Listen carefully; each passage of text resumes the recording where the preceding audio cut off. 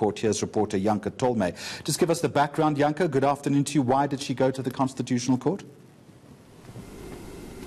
Well, Jeremy, essentially what she said is that this same court, the Constitutional Court, declared that a public official can only be held personally liable if they were found to act in bad faith or with gross negligence.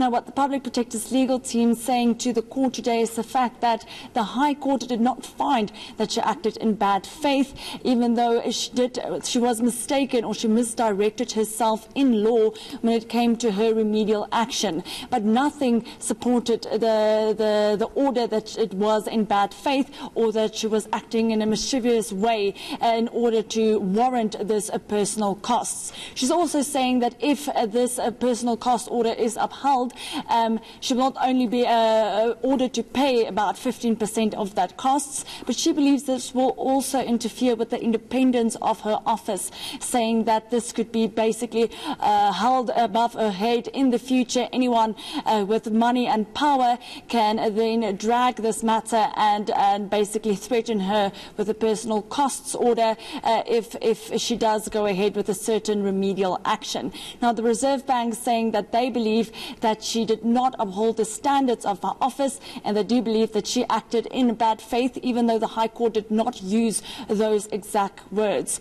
But I have here with me the Public Protector spokesperson, Busisiwe. We're just going to hear quickly today why was it so important for the Public Protector to bring this matter to the Constitutional Court, and why does it feel so strongly about the fact that a Chapter 9 institution, the head of this institution, should not be held personally liable if she made a mistake in her remedial action?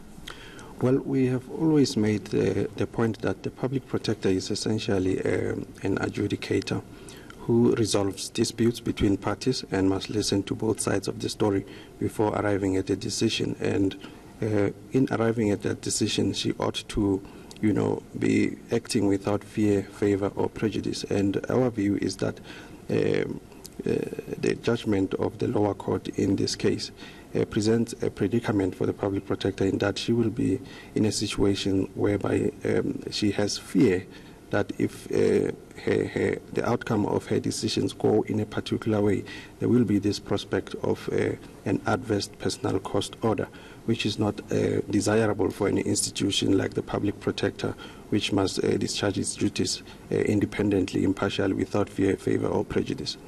Well, now we heard today that they said that it's not in question whether the remedial action was appropriate. It's whether that she acted in a bad faith or with gross negligence. Is the Public Protector still standing by the fact that her investigation was fair and that she did not act in bad faith?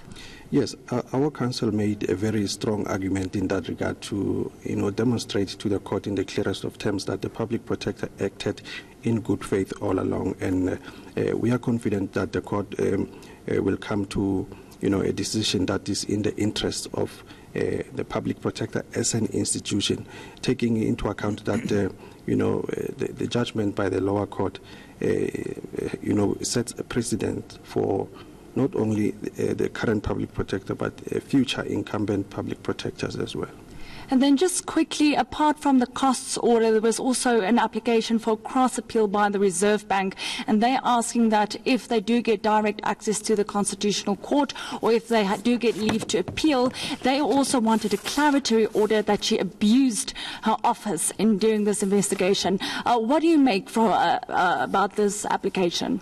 Well, interesting requests and arguments from the South African Reserve Bank, but in that case too, our counsel was able to, demonstrate to the court that that is not warranted. In fact, it ties up with the whole argument about whether or not what the Public Protector did as part of that investigation was done in good faith or not. And I think we've been able to demonstrate in the clearest of terms that the Public Protector did this in good faith. Okay. Well, there you have it, Jeremy. So, as you mentioned, judgment has been reserved. So we'll have to wait to hear from the Constitutional Court, and it's clear that whatever the outcome of this application is, it could have far-reaching consequences going forward for the Public Protector's Office.